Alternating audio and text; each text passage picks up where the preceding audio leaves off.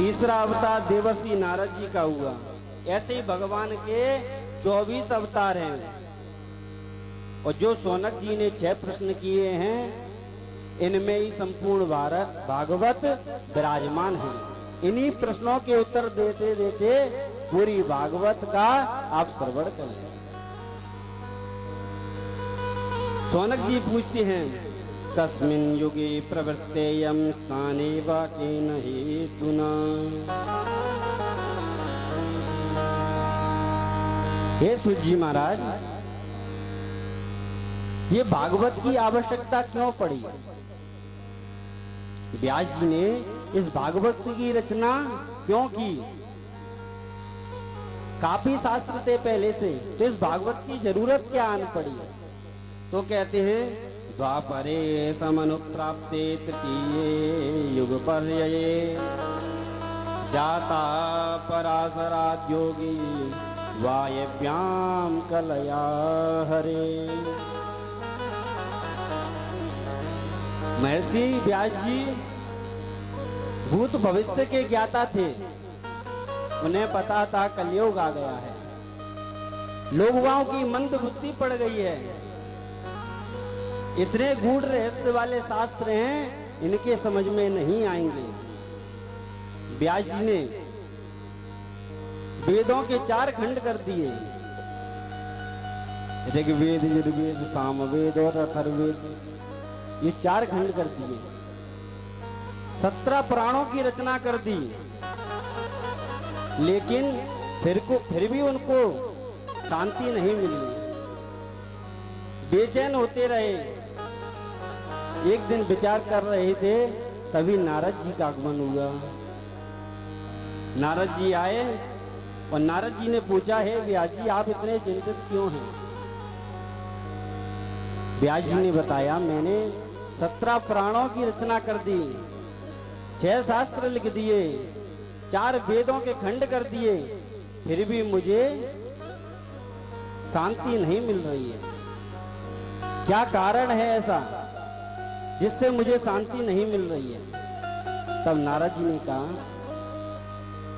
कि व्यास जी आपने शास्त्र तो बहुत सारे लिख दिए, नियम पालन धर्म काफी ग्रंथ बना दिए, लेकिन आपने अभी तक भगवान हरि की चर्चाओं का गुणगान नहीं किया है, भगवान की लीलाओं का वर्णन नहीं किया है, भगवान कैसे वृंदावन में रहे, ये सारी चर्चाएं आपने अभी तक वर्णन नहीं की हैं। क्योंकि जब तक बाल कृष्ण भगवान की चर्चाएं नहीं होंगी, तब तक शांति नहीं मिलेगी। यथा धर्म दयश्चार्थ मुनिवार्य मुनिकृता न तथा वासुदेवस्य महिमायनुवर्णिता। भगवान की जो चर्चाएं हैं वो मुक्ति प्रदान करने वाली है। और कह रहे हैं, हे व्यास जी, भगवान के भजन के कारण हम कुछ भी प्राप्त कर सकते हैं। मुझे ही देखिए आप, मैं पूर्व जन्म में वेदवादी ब्राह्मणों की सेवा करता था। मेरी माताजी ब्राह्मणों की सेवा करती थी। मैं दासी पुत्र था। एक बार हमारे गांव में संत महात्मा आए। संत महात्माओं की सेवा में हमारी माताजी लगी हुई थी, खूब सेवा कर रही थी। और हम भी अपने माँ के कारण, क्योंकि देखो जैसे माँ कार्य करती है वैसे ही बच्चे पे संस्कार पड़ते हैं, क्योंकि माँ जैसे संस्कार देगी बच्चा वैसा ही रहेगा। कल आपने कथा में श्रवण किया था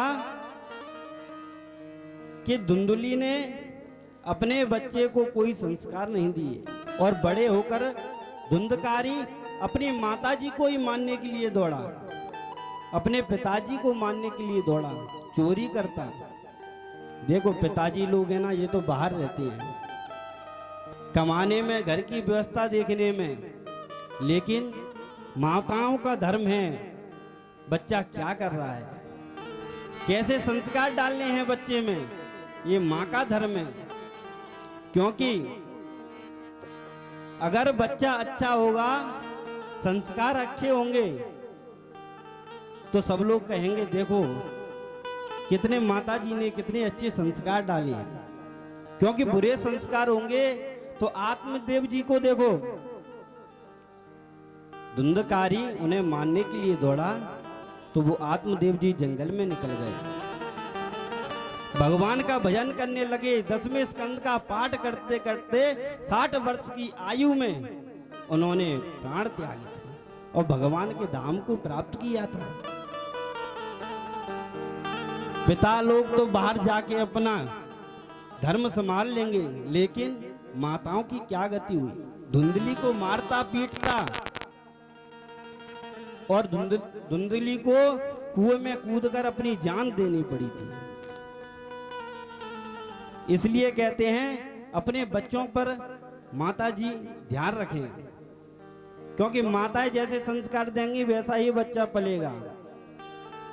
ऐसे ही नारद जी की माताजी संतों की सेवा में लगी रहती थी, नारद जी भी लगे रहते, उनके साथ भजन करते नारद जी। जब चातुर्मास पूर्ण हुआ तो संत लोग जाने लगे, तो नारद जी भी उनके साथ जाने के लिए जिद करने लगे। नारद जी से कहा अभी आप छोटे हो। संतों ने उन्हें एक 12 अक्षर मंत्र बता दिया, आप इसका भजन करो, जब आप बड़े हो जाओगे तब आप हमारे साथ चलना। अभी आपकी माताजी की स्थिति देखो, वृद्ध हैं, उनका कोई सहारा नहीं है आपके अलावा, अपनी माताजी को देखो। और ऐसा समझाकर नारद जी को संत वहां से चले गए।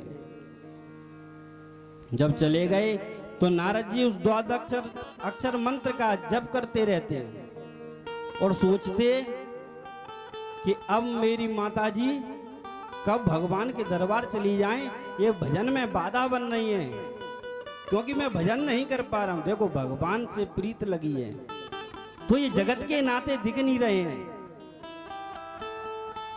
जगत पिता के पास जाने की प्राकट इच्छा है कि कब हमें भगवान के दर्शन हो। एक दिन नारद जी की माताजी सुबह सुबह सफाई कर रही थी और एक सर्प ने आके उन्हें डस लिया और नारद जी की माताजी की मृत्यु हो गई। जब नारद जी को पता चला कि मेरी माताजी की मृत्यु हो गई है तो वो सुख भी हुए और दुख भी हुए। क्यों? सुख इसलिए हुआ क्योंकि अब माताजी चली गई, अब बढ़िया से भजन करेंगे, संतों के साथ रहेंगे। और दुख भी हुआ कि माताजी थी। तो नारद जी के एक आंख से गर्म आंसू आ रहे थे और एक आंख से ठंडे आंसू आ रहे थे। ठंडे आंसू खुशी के थे कि भगवान के भजन में जो माताजी बाधा आ रही थी वो अब चली गई, और दुख के माँ से प्रेम था इसलिए दुख के आंसू आ रहे थे। जब अंत्येष्टि कर्म क्रिया करके सब कुछ नारद जी जंगल में निकल गए और भजन करने लगे। भजन करते रहते और 12 अक्षर का जप करते रहते। और जब भजन कर रहे हैं तो ऐसी साधना करी, ऐसी समाधि लगाई कि ठाकुर जी के हृदय में दर्शन हो गया। जैसे ही दर्शन हुआ वो भजन कर रहे हैं, क्या कह रहे हैं? जय गोविंद गोपाला मुरली मनोहर नंद लाला, जय गोविंद गोपाला मुरली मनोहर नंद लाला, जय गोविंद गोपाला मुरली मनोहर नंद लाला, गोविंद गोपाला मुरली मनोहर नंद लाला।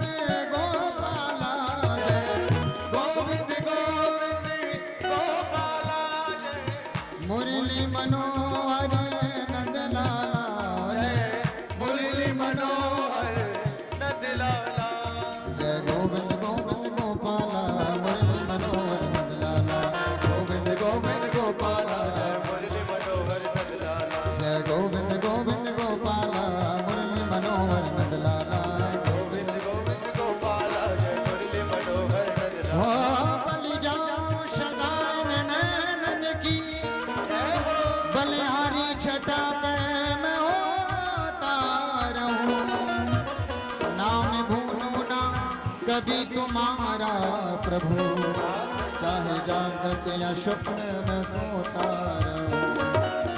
मुरली मनोहर नंद लाला जय, मुरली मनोहर नंद लाला जय, मुरली मनोहर नंद लाला जय, मुरली मनोहर नंद लाला जय। गोविंद गोविंद गोपाला जय, गोविंद गोविंद गोपाला, गोविंद गोविंद गोपाला जय, गोविंद गोविंद गोपाला, जय गोविंद गोविंद गोपाला, मुरली मनोहर नंद लाला, गोविंद गोविंद गोपाला, जय मुरली मनोहर नंद लाला, जय गोविंद गोविंद गोपाला, मुरली मनोहर नंद लाला, जय गोविंद गोविंद गोपाला, जय मुरली मनोहर नंद लाला।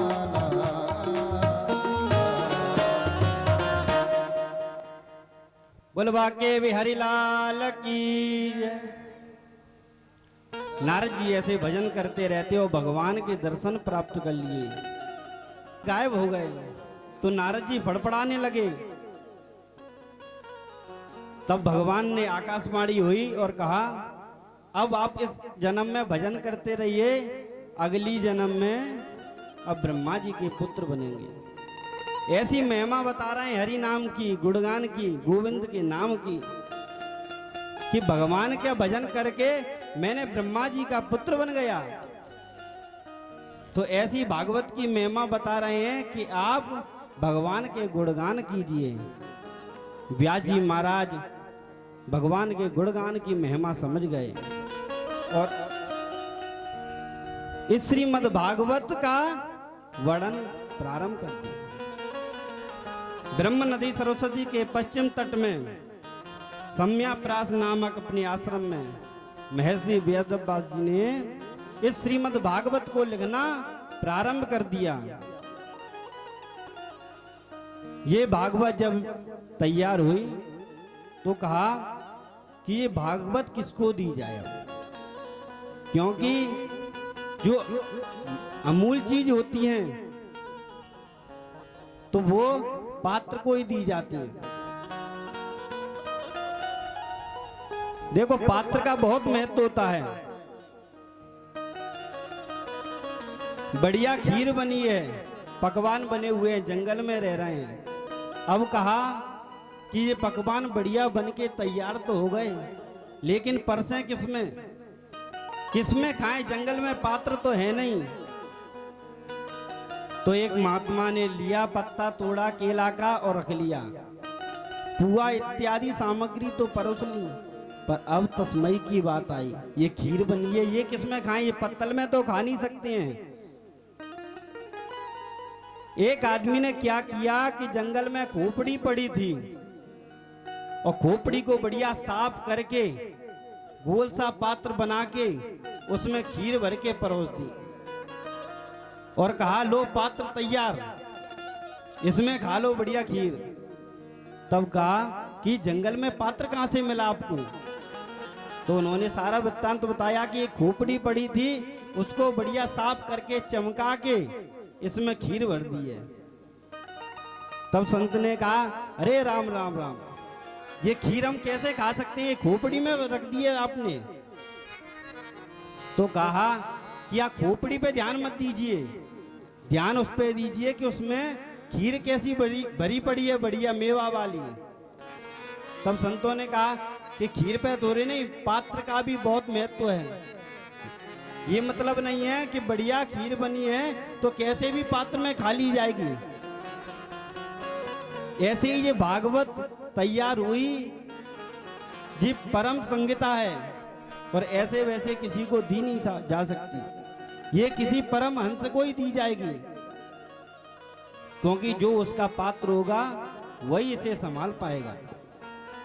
शेरनी का दूध कितना महत्वपूर्ण होता है, लेकिन किसी और पात्र में रख दोगे तो वो फट जाएगा। शेरनी का दूध रखने के लिए स्वर्ण का पात्र ही चाहिए, तभी वो दूध बचेगा, अन्यथा खराब हो जाएगा।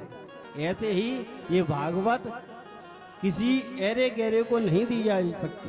तब उन्हें ध्यान आया कि अरे हमारे पुत्र थे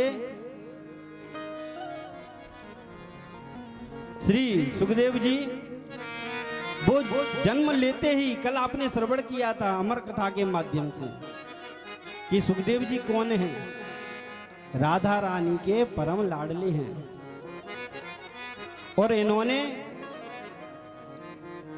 तोते के रूप में ही अमर कथा का श्रवण किया और जैसे ही जन्म हुआ तो जन्म लेते ही जंगल की ओर भाग गए थे, जंगल में चले गए थे। तो आज वेद व्यास जी को अपने पुत्र का ध्यान आया और कहा कि जे आए कैसे अब यहाँ पे। तो अपने चेलों के बुलाया, 2 चेला बुलाए और उन्हें बढ़िया श्लोक रटा दिए। कौन सा श्लोक? बरहा पीडम नटवर वपु कर्णयो कर्णिकारम विभ्रदवासा कनक कपि संवेजयन्ती च मालाम रंध्रान वेणो रदर सुदया पूरयन् गोपवृंदये वृंदारण्यम स्वपदरमणम प्राविशद गीत कीर्ति। श्लोक तैयार करवाया और कहा जाओ जंगलों में इनका गुणगान करो, क्योंकि जब श्री सुखदेव जी इनको सुनेंगे तो अपने आप खींचे चले आएंगे। तो व्यास जी के शिष्य जंगल में गए और इसी श्लोक का गुणगान कर रहे थे कि एकदम से सुखदेव जी ने सुना कि वाह कितना परम दिव्य श्लोक है। क्या कह रहे हैं? बरहा पीडम नटवर वपु कर्णयो कर्णिकारम। भगवान के कितने सुंदर स्वरूप का वर्णन कर रहे हैं कि हमारे प्रभु कैसे हैं। कानों में कुंडल पहने हुए, दिव्य जटा है, घुंघराले अलकावली हैं ठाकुर जी की, पीताम्बर धारे करे हैं और गोधूली बेला के समय ऐसे गायों के साथ ठुमक ठुमक चलते चले आ रहे हैं। हाथों में पद्मनाभ मणि के कंगन पहने हुए हैं। बड़ा ही दिव्य रूप का वर्णन श्री व्यास जी महाराज के शिष्य जंगल में कर रहे थे। और शौनक जी ने जैसे ही सुना, श्री सुखदेव भगवान ने जैसे ही सुना तो तुरंत देखने लगे, अरे ये श्लोकों का गान कौन कर रहा है। फिर ध्यान आया कि अरे जो ज्यादा सुंदर होता है वो घमंडी भी होता है और किसी के रूप में नहीं जाना चाहिए कि उसका रूप कैसा है और उसका स्वभाव भी क्या वैसा ही होगा कि नहीं। जब तक फिर कानों में दूसरे श्लोक की आवाज सुनाई आई, अहो बकीयम स्तन कालकूटम जिघांसयापाय यदा प्रसाद्भि लेवे गतिम धातृच्युतां ततोन्यम कंबा दयालुम शरणं व्रजेम। कहा कि अरे ये ठाकुर जी सुंदरी नहीं अपितु स्वभाव के भी बहुत बढ़िया हैं। कैसे हैं? अहो बकीयम स्तन कालकूटम जिघान सयापा यदप प्रसाद भी। बक दैत्य की बहन पूतना जब भगवान कृष्ण को विष पिलाने के लिए आई तो भगवान को विष पिलाया, पर भगवान ने क्या किया? उनके इसी गुण पे रीझ गए कि चलो कैसे भी आई, पर इन्होंने मुझे स्तनपान कराया है, ये माँ का दर्जा है, मौसी बन के आई हैं। भगवान उनके गुण पे ही रीझ गए, चलो कैसी भी हैं पर मुझे मौसी बन के दूध पिलाने आई हैं। माँ का दर्जा दे दिया पूतना को भी। ऐसे हमारे ठाकुर जी हैं, पता नहीं किस गुण पे रीझ जाएं दयानिधि। ऐसे ठाकुर जी का वर्णन किया जब कि स्वभाव के ऐसे हैं, तो श्री सुखदेव जी ने उन्हें रोक लिया कि अरे ये इतने श्लोक सुंदर सुंदर आप श्रवण करा रहे हैं, मुझे और श्लोकों का श्रवण कराइए। तब उन शिष्यों ने कहा कि हमें तो 2 ही श्लोक आते हैं। श्री सुखदेव जी ने कहा कि अरे ये आप इतने सुंदर सुंदर श्लोकों का श्रवण करा रहे थे, तुम मुझे और श्लोकों का श्रवण कराइए। तब व्यास शिष्यों ने कहा कि अरे हमें तो ये 2 ही श्लोक हमारे गुरुजी ने सिखाए हैं। अगर आपको और श्लोक को श्रवण करना है तो हमारे गुरुजी ने ऐसे 18,000 श्लोकों की संहिता श्रीमद् भागवत की रचना की है, आप उनके पास चलिए। तो भागवत की ऐसी महिमा देखो, भागवत भगवान के गुणगान ऐसे हैं कि खींच लाते हैं, चुंबक की तरह काम करते हैं। पहले जन्म लेते ही जंगल में चले गए, अब भागवत की संहिता का जैसे ही श्रवण किया तो दौड़े दौड़े घर की ओर चले आ रहे हैं। तो श्री सुखदेव जी अपने पिताजी के पास आए और व्यास जी ने ऐसी 18,000 श्लोकों की संहिता श्री व्यास जी ने अपने पुत्र श्री सुखदेव जी को श्रवण कराया। और सुखदेव जी ने वही श्रीमद् भागवत राजा परीक्षित को श्रवण कराई। जब शौनक जी ने ये सुना कि 18,000 श्लोकों की संहिता व्यास जी ने श्री सुखदेव जी को सुनाई और सुखदेव जी ने राजा परीक्षित को सुनाई, तो प्रश्न कर दिया कि हे सूत जी महाराज, ये राजा परीक्षित को भागवत कब सुनाई और क्या आपदा आन पड़ी कि श्री सुखदेव जी ने राजा परीक्षित को ये कथा सुनाई। तब सूत जी महाराज ने कहा, यदामृदे कौरव सृंजयानां वीरेश्वतो वीरगतिं मतेषु ब्रकोदरा वेद गदा विमर्शा भगनोरुदंड धृतराष्ट्रपुत्रे। हे शौनक जी, जब कौरव और पांडवों का युद्ध समाप्त हो गया था और दुर्योधन उसी कुरुक्षेत्र में पड़े हुए थे, भीम ने अपनी गदा से दुर्योधन की जंगा को विदीर्ण कर दिया था। तो वहां पे वो विलाप कर रहे थे, वहीं पड़े हुए थे। तो देखते हैं कि अश्वत्थामा उनके पास आए और कहने लगे, अरे मित्र, मैंने आपका नमक खाया है, अपने दुख का कारण बताओ, आपकी कोई अंतिम इच्छा है? तब दुर्योधन ने कहा, अरे मित्र, हम 100 भाई थे और पांडव 5 थे, हम 100 में से एक भी नहीं बचा और पांडव 5 की 5 हैं। अगर तुम पांडवों में से किसी एक को भी मार दो तो मेरे हृदय को शांति मिल जाएगी। तब अश्वत्थामा ने उसे आश्वासन दिया, तुम एक की बात कर रहे हो, मैं पांडवों के पांचों के सिर काट के आपके सामने प्रस्तुत कर दूंगा।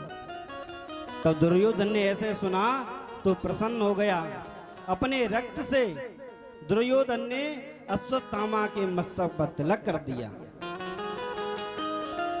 देखो, तिलक चंदन से होता है, रोली से होता है, लेकिन दुर्योधन ने अश्वत्थामा जी के मस्तक पर जब तिलक किया तो वो रक्त से किया था, इसलिए अश्वत्थामा की बुद्धि खराब हो गई।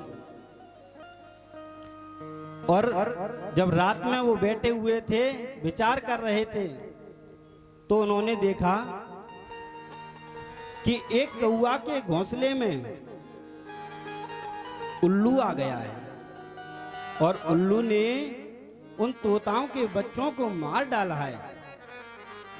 इसी से ज्ञान लेकर वो कि ऐसे ही मैं करूंगा, मैं भी रात में जग रहा हूं और आज रात में ही पांडवों के सिर काट दूंगा। ऐसा विचार करके पांडवों के यहाँ जा ही रहे थे कि भगवान तो मायापति हैं। भगवान ने पांडवों से कहा, अरे पांडवों, ये विजय की रात्रि है, इसमें सोना नहीं चाहिए, संकीर्तन करना चाहिए, उत्सव मनाना चाहिए। तो भगवान महल से उन्हें लेकर चले गए और जब कीर्तन चल रहा था, सत्संग चल रहा था, तो पांडवों के 5 पुत्रों को नींद आने लगी और जहां पर पांडव सोते थे वहीं पर पांडवों के पुत्र आके सो गए। और अश्वत्थामा जैसे ही आया तो उसने देखा कि यहाँ पे पांडव सो रहे हैं और उसने पांडवों के 5 पुत्र के सिर काट डाले। सिर काट के जब दुर्योधन के पास ले गया तो दुर्योधन ने देखा कि 5 के 5 सिर लेके आया है। पहले आश्चर्य किया, लेकिन बोला कि जब भीम का सिर लेके आओगे। तो जैसे ही दुर्योधन ने भीम के सिर को पकड़ा और मसला, तो जो पांडव के पुत्र का सिर था ना, वो फूट गया था। तब दुर्योधन समझ गया ये भीम का सिर नहीं हो सकता, क्योंकि जब मैंने गदा का प्रहार किया था तब भी उसके सिर में चोट नहीं आई थी, ये ऐसे कैसे फूट सकता है। वो समझ गया ये पांडव नहीं, पांडव के पुत्र हैं और रोने लगा। और जैसे ही वो रोया तो तुरंत उसकी मृत्यु हो गई। क्यों? क्योंकि दुर्योधन का श्राप था कि जब तुम एक ही समय पर खुश होगे और विलाप करोगे, उसी समय तुम्हारी मृत्यु हो जाएगी। पहले तो खुश हुआ कि अरे पांडवों के 5 के सिर लेके आया है, और एकदम से देखा ये पांडवों के सिर नहीं हैं, ये उनके पुत्रों के सिर हैं, तो विलाप करने लगा। दोनों परिस्थिति एक समय आई तो दुर्योधन की मृत्यु हो गई। अब अश्वत्थामा ने जैसे ही देखा कि अरे ये तो पांडवों के सिर हैं, अब पांडव मुझे छोड़ेंगे नहीं, तो जंगल में भागने लगा। और सुबह इधर द्रौपदी जगी तो देखा माता शिशूनां निधनं सुतानां निशम्य घोरं परिताप्यमाना तदा रुदद्वा कलाकुलाक्षी तां सांत्वयन्ना अकिरीटमाली। सुबह रुदन करने लगी जगते ही कि अरे हमारे पुत्रों के किसी ने सिर काट दिए। जब सब लोग इकट्ठे हुए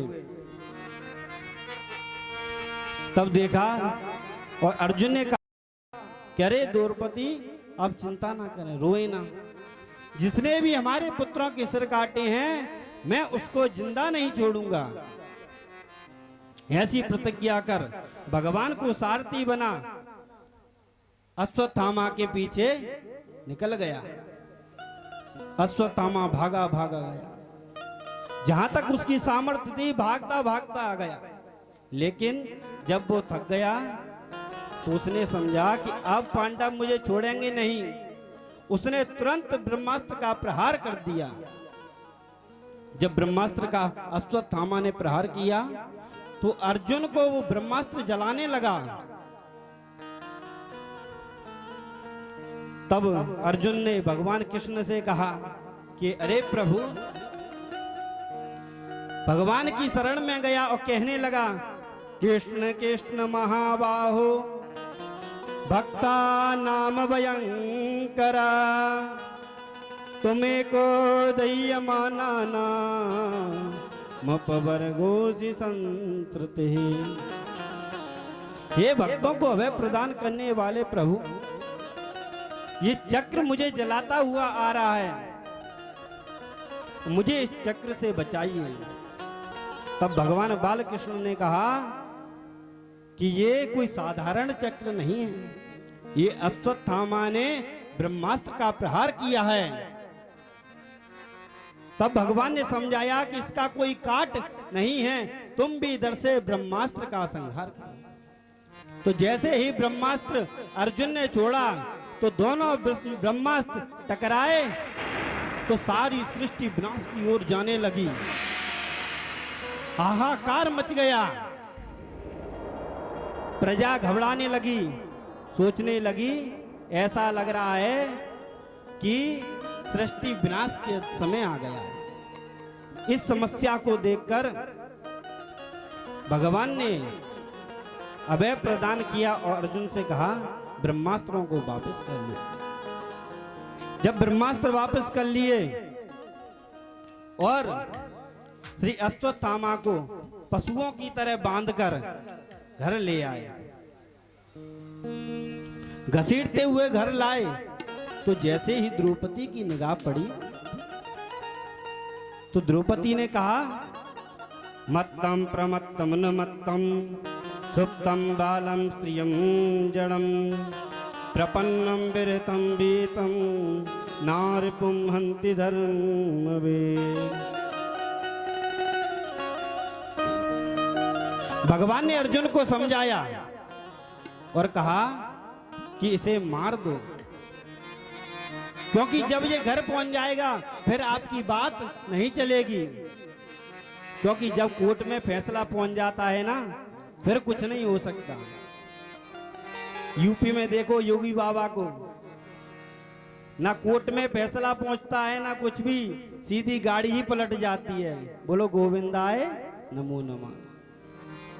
तो जो कार्य समय पे हो जाए तो ठीक है, वरना फिर आप सोचो अपने मन की करो। जब घर पे ये पहुंच जाएंगी तो सबके फैसले के अनुसार ही इसको दंड मिलेगा। भगवान ने समझाया, लेकिन अर्जुन ने कोई फैसला नहीं लिया और कहा मैंने द्रौपदी से वचन दिया है कि मैं इसको तुम्हारे सामने मारूंगा। और द्रौपदी के सामने अश्वत्थामा को लेकर आ गए। घर पे जैसे ही आए तो द्रौपदी ने देखा अरे ये तो गुरुपुत्र है। तो कहने लगी मुच्यतामेषा ब्राह्मणो नितराम गुरु। अरे छोड़ दो इन्हें, किसने इनको बांध रखा है? ये पूजनीय हैं, गुरुदेव के पुत्र हैं। ऐसा समझाने पर बोलने लगी कि छोड़ दो। तब सबने बताया कि अरे द्रौपदी, इसने तुम्हारे पुत्रों को मारा है और आप मन में ऐसा भाव रख रही हैं कि इसे छोड़ दो। तो द्रौपदी ने कहा कि अरे ये हमारे गुरु पुत्र हैं। जब द्रोण गुरुजी का देहांत हुआ तो इनकी माताजी साथ में सती नहीं हुई। क्यों? क्योंकि वो समझ रही थी कि अश्वत्थामा अभी छोटे हैं, इनकी देखभाल कौन करेगा। अगर उनको पता चला कि अश्वत्थामा की मृत्यु हो गई है तो वो विलाप के कारण उनकी आंखों से आंसू आएंगे। और अगर एक ब्राह्मणी की आंखों में से आंसू आ गए ना, अभी तो हमारे 5 पुत्रों का ही नाश हुआ है, 5 पुत्री ही मरी हैं। अगर किसी ब्राह्मणी की आंखों में से आंसू आ गए तो हमारा तो संपूर्ण कुल ही नष्ट हो जाएगा। इसलिए इन्हें छोड़ दो। खूब समझाया पांडवों को और कहा ब्रह्मवंतुर्न हंतव्या आतताई वदार्णवा मयि भो भयमाम नातम परिपाई अनुशासनम। भगवान ने कहा हे अर्जुन, अधम से अधम ब्राह्मण का भी वध नहीं करना चाहिए। ब्राह्मण कैसा भी हो उसको मारना नहीं चाहिए। और अगर ब्राह्मण किसी के घर में आग लगा देता हो, किसी को विष पिलाकर मार देता हो, शस्त्र के प्रहार से मार देता हो, किसी का धन छीन लेता हो, स्थान छीन लेता हो, तो ऐसे ब्राह्मण का, ऐसे आतताई को छोड़ना भी नहीं चाहिए। अब भगवान ने दोनों बातें कर दी कि ब्राह्मण अधम से अधम हो फिर भी मारना नहीं चाहिए, और जो किसी के धन छीन लेता हो, किसी को विष पिला के मार देता हो, ऐसा कोई पापी हो तो उसको छोड़ना भी नहीं चाहिए। अब इसने तो साक्षात द्रौपदी जी के 5 पुत्रों को मार दिया है और ये ब्राह्मण है, अब करें तो करें क्या। अर्जुन सोचने लगे, पर अर्जुन ने महाभारत का युद्ध हो रहा था, कुरुक्षेत्र में भगवान से गीता का उपदेश लिया था। वो समझ गए कि क्या कहना चाह रहे हैं भगवान।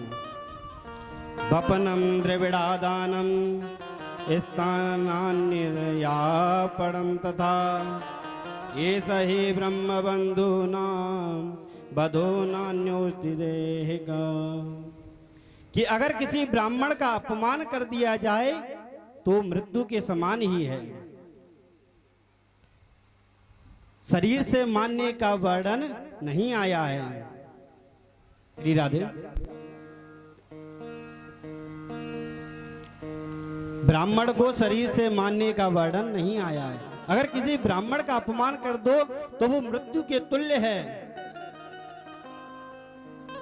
तो अर्जुन ने उनकी मणि, अश्वत्थामा की मणि खींच ली, उनका अपमान कर दिया, आधे सिर के बाल काट दिए और आधी दाढ़ी काट दी, मूंछ काट दी और उन्हें अपमानित करके वहां से भगा दिया। तो जैसे ही अश्वत्थामा वहां आया, वहां से चला गया, गुस्से में था ही, तो उसने देखा कि उत्तरा के गर्भ में पर रहे शिशु पर ब्रह्मास्त्र का संधान कर दिया अश्वत्थामा ने। उत्तरा जी भगवान की स्तुति करने लगी, कहने लगी, पाहि पाहि महायोगी देव देव जगतपते नान्यम तदवहं पश्ये यत्र मृत्यु परस्परम। हे देवादिदेव जगतपति सर्वाधिपति, भक्तों को अभय प्रदान करने वाले मेरी रक्षा करो, रक्षा करो। भगवान से प्रार्थना करने लगे। भगवान उसी समय प्रकट हो गए और उत्तरा के गर्भ में जाकर उत्तरा के जो गर्भ में शिशु था उसकी रक्षा करी। भगवान ऐसे दयानिधि हैं, तुरंत रीझ जाती है। जैसे ही उत्तरा ने स्तुति की, भगवान तुरंत आ गए और भगवान ने उत्तरा के गर्भ में पड़ रहे शिशु की रक्षा करी। देखो, भक्त शिरोमणि में सबसे पहला नाम द्रौपदी जी का ही, उत्तरा जी का ही आता है। उत्तरा जी का नाम क्यों आता है? क्योंकि उत्तरा जी एक ऐसी स्त्री हैं कि उन्होंने भक्त और भगवान को गर्भ में बैठा रखा है। और तो कहीं राम जी ने जन्म लिया है, कहीं कृष्ण जी ने, कहीं ऋषभ देव जी ने, पर गर्भ में के तो भगवान ही हैं। के प्रहलाद ऐसे भक्त हुए हैं कि प्रहलाद जी भक्ति हैं गर्भ में माताओं की, लेकिन उत्तरा के गर्भ में भगवान भी हैं और भक्त भी हैं। ऐसा ही अभय प्रदान किया है उत्तरा के गर्भ का भगवान ने। नमस्ते पुरुषं त्वाद्य मीश्वरं प्रकृते परम अलक्ष्य सर्वभूतानां मंत्र बहिरवस्थितम्।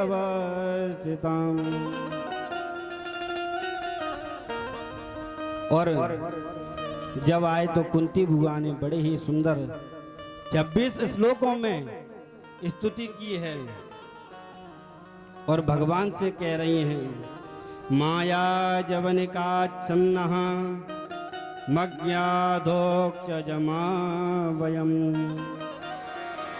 हे प्रभु, आपने प्राणियों के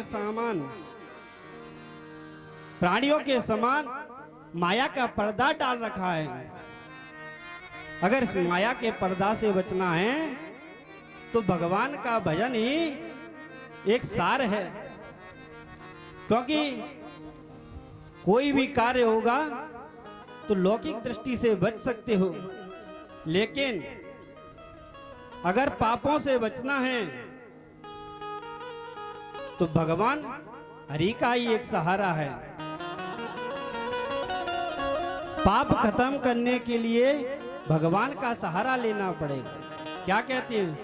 ज्ञान घटे नर मूढ़ की संगत, बुद्धि घटे चित विषय भरमाए।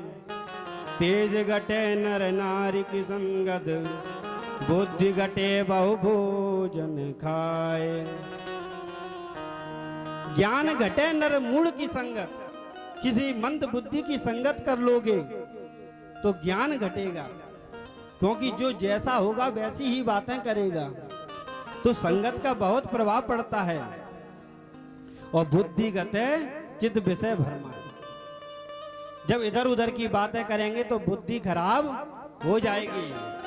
और तेज घटे पर नारी की संगत, किसी पराई स्त्री का हमें संग नहीं करना चाहिए। और बुद्धि घटे बहु भोजन खाए, जैसा खाओगे अन्न वैसा हो जाएगा मन। भोजन पानी का बहुत प्रभाव पड़ता है, जैसा भोजन करोगे वैसी ही तुम्हारी बुद्धि हो जाएगी। प्रेम घटे नित ही कुछ मांगत, मान घटे नित पर घर जाए। रोज रोज कुछ ना कुछ मांगोगे तो प्रेम कम हो जाएगा। अरे कोई चीज चाहिए तो मांग लो, ऐसा नहीं है कि मांगना भी नहीं है। मेरी माता, खूब अपने पतिदेव से मांगो, लेकिन डेली डेली कुछ मांगोगे तो प्रेम घटता है। और मान घटे नित पर घर जाए, रोज किसी के यहाँ पे पहुंच जाओ तो मान कम हो जाएगा तुम्हारे। अरे ये तो डेली चले आते हैं। दयाल कहे सुन रे मन मूरख, पाप घटे हरि के गुण गाए। और जो हमारे पाप हैं वो भगवान हरि के नाम लेने से कट जाते हैं, हरि के भजन करने से कट जाते हैं। आइए एक भजन के माध्यम से हम भी ठाकुर जी को रिझाएंगे और अपने प्रार्थना करेंगे। हे प्रभु, हमारे जाने अनजाने में कोई भी पाप हो गए हों उन्हें क्षमा करना। जय जय श्री राधे। बोलिए बांके बिहारी लाल की। आइए एक बार सभी भक्त बिहारी जी के चरणों में जयकारा लगाएंगे। बोलिए बांके बिहारी लाल की। आइए सभी कहेंगे बिहारी जी से।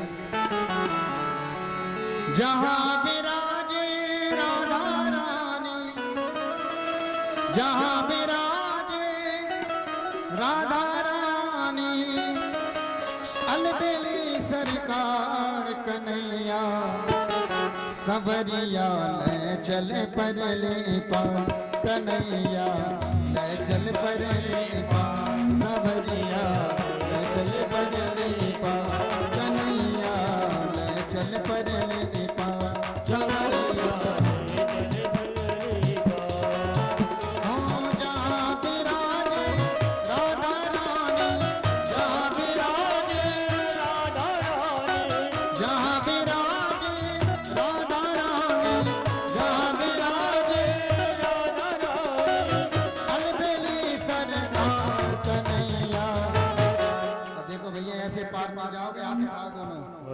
दोनों हाथ उठाओगे तभी पार जाओगे। उठाओ दोनों हाथ सही। कन्हैया चल परले पार सवरिया, चल पर कन्हैया चल परले पार सवरिया, चल पर राधा रानी सरकार की।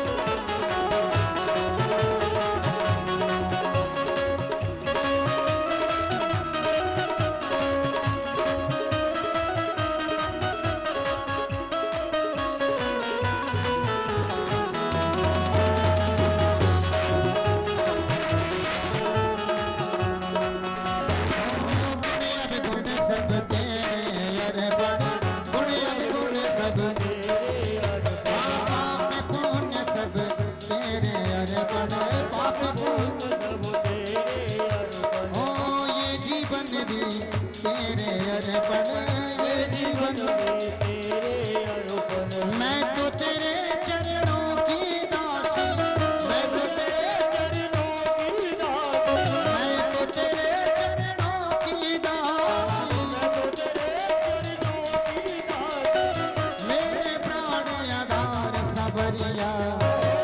ऐसे नहीं भैया, उठा दोनों हाथ। श्री राधे। देखो, समरिया ले चल परली पार, भगवान कहते हैं हवन में स्वाहा और पेट में आहा और जेब में बाबा। तो अभी अभी भूमिया बाबा की बड़ी कृपा हुई हमारे और आपके बीच में, और कुछ दानदाताओं ने यहाँ दान दिया है। और हाँ, कमेटी वाले भैया से निवेदन करेंगे, एक मैया थी इसी में, पता नहीं कौन, वो 20 रुपए दे गई है मुझे, मुझसे आप ले लेना। और हाँ, जो भी मैया, जो भी भैया दान देना चाहती है, देखो दान बड़े भाग से होता है, ऐसा अवसर बड़े भाग से मिलता है, और ऐसा स्थान भी बड़े भाग से मिलता है। तो मानते हैं जो भी अटन्नी चुवन्नी वो बड़े बड़े हैं, वो कमेटी जो करना चाहते हैं तो वो लिखवा सकते हैं। आइए, 11,000 रुपए श्री रणवीर सिंह तोमर, 1 कुंटल गेहूं घेर वाले की तरफ से। एक बार जोरदार ताली हो जाए। बोलो भूमिया बाबा की जय। आगे 5100 रुपए सत्येंद्र सिंह छोटू, 11 पसेरी गेहूं घेर वाले। 11,000 दासू सिंह 10 पसेरी गेहूं, 11,000 रुपए दासू सिंह किशनपाल 10 पसेरी गेहूं। 11,000 रुपए गौरव सिंह जो भिंड वाले हैं, भिंड रहते हैं, इनने बाबा पे दान दिया। एक बार जोरदार ताली हो जाए। आगे 1100 रुपए श्री राधे श्याम सिंह 10 पसेरी 10 किलो गेहूं घेर वाले। 1100 रुपए श्री सोनपाल सिंह 25 किलो गेहूं। 1100 रुपए बनकंडी सिंह 5 किलो गेहूं। 500 रुपए लटूरी सिंह घेर वाले 10 किलो गेहूं। 1100 रुपए सोनू सिंह 10 किलो गेहूं घेर वाले। 1100 रुपए बीरपाल सिंह 10 किलो गेहूं घेर वाले। एक बार जोरदार तालियां। 1100 रुपए राम नरेश सिंह गोड़ा वाले 50 किलो गेहूं। 200 रुपए दारा सिंह गोड़ा वाले। 500 रुपए दरवेन सिंह बिंटू गोड़ा वाले 10 किलो गेहूं। 500 रुपए बंटू सिंह गोड़ा वाले 25 किलो गेहूं। 1100 रुपए राजेश सिंह 25 किलो गेहूं गोड़ा वाले। 1100 रुपए भारत सिंह 5 किलो गेहूं पटपरा वाले। 500 रुपए राजन सिंह 10 किलो गेहूं गोड़ा वाले। 2100 रुपए दरवेन सिंह वैस पटपरा वाले और 10 किलो गेहूं देते हैं। एक बार जोरदार तालियां। और 1100 रुपए देवेंद्र सिंह 10 किलो गेहूं घेर वाले। 1100 रुपए बोरा सिंह पटपरा वाले और 20 किलो गेहूं देते हैं। 500 रुपए गोविंद सिंह पटपरा वाले 10 किलो गेहूं। 500 रुपए गजन सिंह 10 किलो गेहूं बराब वाले और 500 रुपए गबूदे सिंह और 25 किलो गेहूं है। एक बार जोरदार तालियां। अरे जहां भी राजे राधा रानी, जहां भी राजे राधा रानी, अलवेली सरकार कन्हैया ले चल भर ले पार खबरिया, ले चल भर ले पार।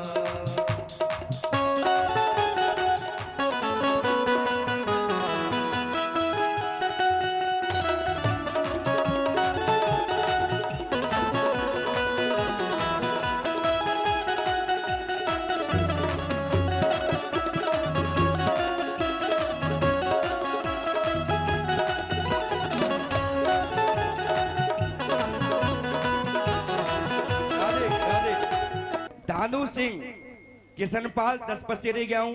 थोड़े मिस्टेक यानी पढ़ने में है ना, तो एक बार 2 तालियां तो बजा दो। मिस्टेक होगी तो क्या हुआ, की तरफ से रहे। और 1100 रुपए भूरा सिंह पटपरा वाले 20 किलो गेहूं। एक बार जोरदार तालियां।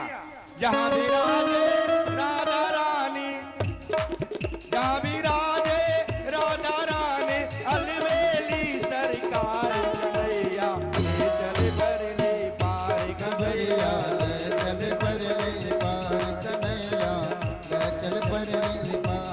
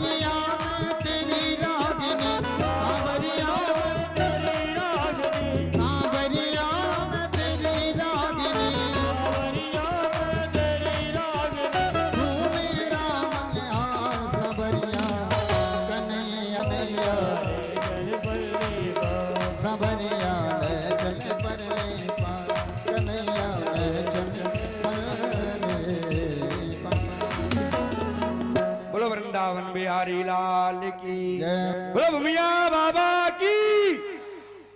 बाबा का बड़ा चमत्कार है, देखो दानदाताओं की। रविंद्र सिंह परे 1100 रुपए, चौब सिंह गोड़ा वाले 500 रुपए, चंद्रवान सिंह 25 किलो गेहूं भराए वाले 1100 रुपए, मुलायम सिंह 50 किलो गेहूं भराए वाले 500 रुपए, बलवीर सिंह गोड़ा वाले और 25 किलो गेहूं भी हैं। 2100 रुपए श्री राम बहादुर सिंह गोड़ा वाले 50 किलो गेहूं, 500 रुपए भीपाल सिंह और 10 किलो गेहूं गोड़ा वाले। एक बार जोरदार तालियां। देखो तालियों में कंजूसी नहीं करना चाहिए मेरी मैया। उपदेश देकर अर्जुन को समझाया, वही मोह आज युधिष्ठिर को व्याप रहा है।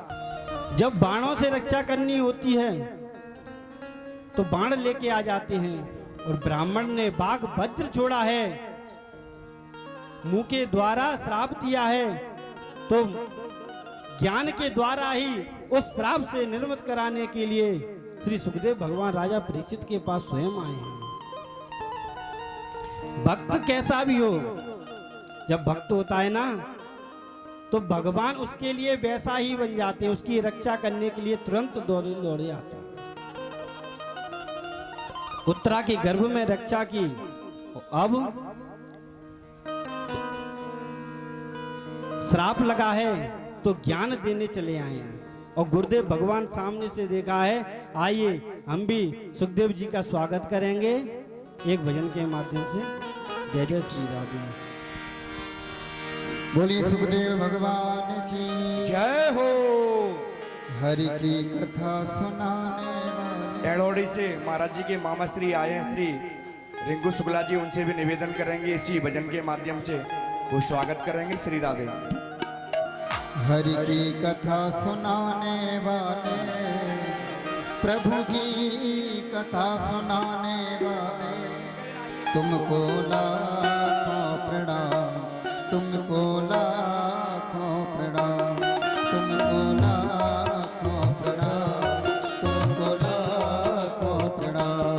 हरि की कथा सुनाने वाले, हरि की कथा सुनाने वाले, प्रभु की कथा सुनाने वाले, प्रभु की कथा सुनाने वाले, तुमको लाखों प्रणाम, तुमको लाखों प्रणाम, तुमको लाखों प्रणाम, तुमको लाखों प्रणाम।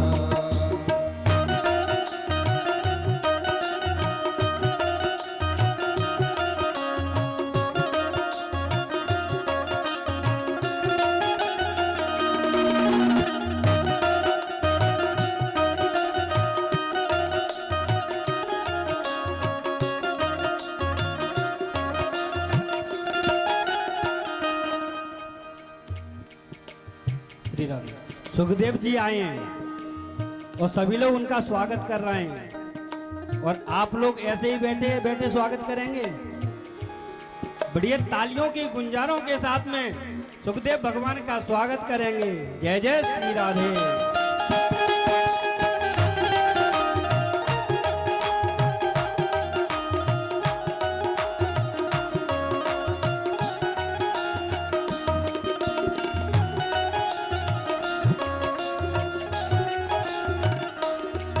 हम ढूंढ रहे थे वन में, फल खो बैठे थे तन में।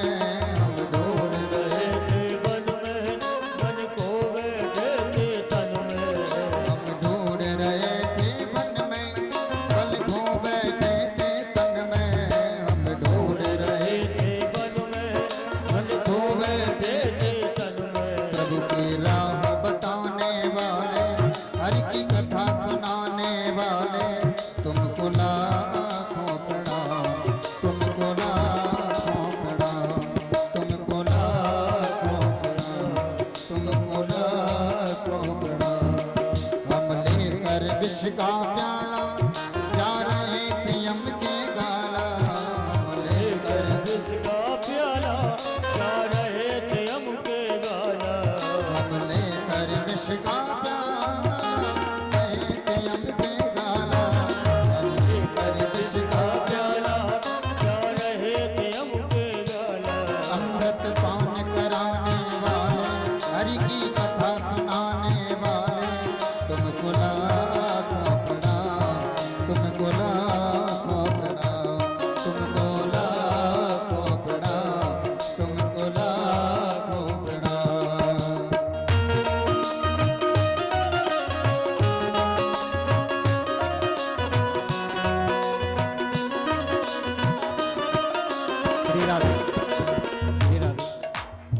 सुखदेव जी आ रहे हैं, भगवान का स्वरूप है, बिहारी जी का स्वरूप है। और आप इस भजन के माध्यम से झांकी का भी दर्शन करेंगे। कुछ ही देर में झांकी आने वाली है। जय जय श्री राधे।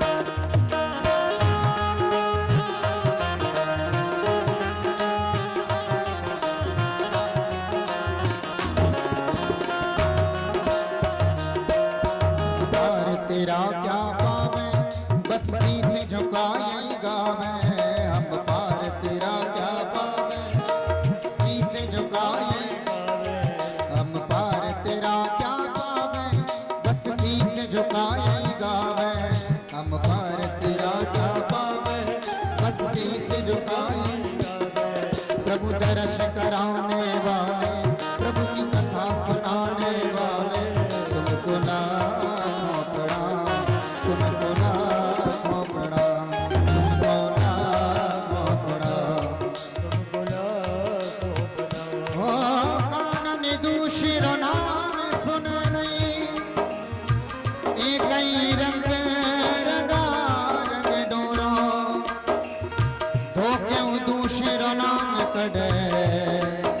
रसना रसवाद लाल मोरो ठाकुर चित्त की वृत्ति आई हम कैसे टेक तजे पल मोरो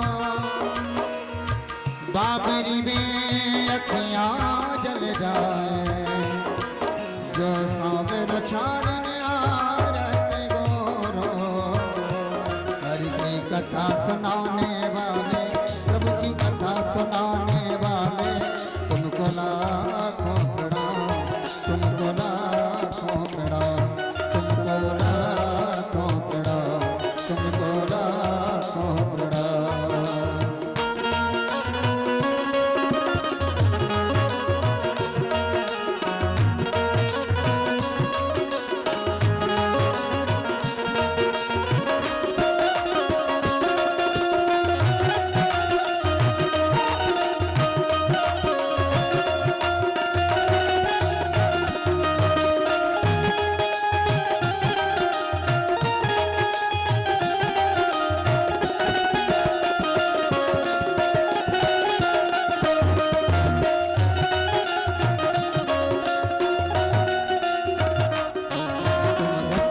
अंतर्यामी हम पतित और अभिमानी तुम घट घट अंतर्यामी हम पतित और अभिमानी। राधे राधे। बोलो वृंदावन बिहारी लाल की। अरे जैता बोलो मैया, आज कुछ मिलो ना का। बोलो वृंदावन बिहारी लाल की। सभी मैया जो भी पूजन करना चाहते हैं एक भजन के माध्यम से सभी लोग बिहारी जी के चरणों में पूजन करेंगे। और श्री राधे।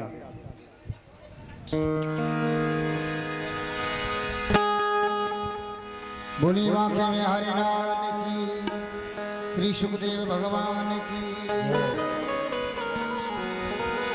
आइए सभी बिहारी जी से बिहारी जी के चरणों में कहेंगे सभी भक्त। इतनी कृपा सांवरे बनाए रखना, इतनी कृपा सांवरे बनाए रखना, मरते दम तक सेवा में लगाए रखना। इतनी कृपा सांवरे बनाए रखना, इतनी कृपा सांवरे बनाए रखना, मरते दम तक सेवा में लगाए रखना। इतनी कृपा सांवरे बनाए रखना, इतनी कृपा सांवरे बनाए रखना, मरते दम तक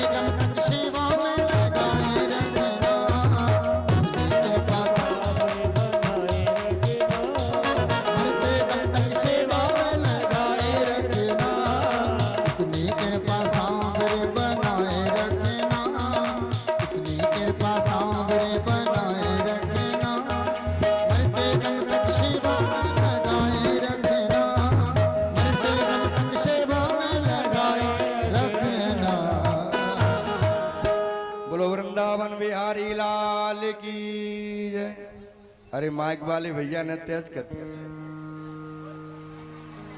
आवाज बढ़ा दो थोड़ी सी। बोलो वृंदावन बिहारी लाल की, बोलो मियां बाबा की। 2100 रुपए श्री रमेश सिंह 10 किलो गेहूं कुंडी वाले। 500 रुपए राम सेवक सिंह नापटे 10 किलो गेहूं कुंडी वाले। 500 रुपए गुड्डू सिंह चौथैया 10 किलो गेहूं कुंडी वाले। 500 रुपए प्रमोद सिंह 21 किलो गेहूं चौथैया कुंडी वाले। 1100 रुपए नारायण सिंह 50 किलो गेहूं कुंडी वाले। एक बार जोरदार तालियां बजा दें दानदाताओं के लिए। 500 रुपए राम रूप सिंह 10 किलो गेहूं कुंडी वाले। 500 रुपए धर्म सिंह 5 किलो गेहूं कुंडी वाले। 1500 रुपए तुरसनपाल सिंह 10 किलो गेहूं कुंडी वाले। 1100 रुपए परमाल सिंह 10 किलो गेहूं कुंडी वाले। एक बार जोरदार तालियां, अरे माता रानी जोरदार तालियां।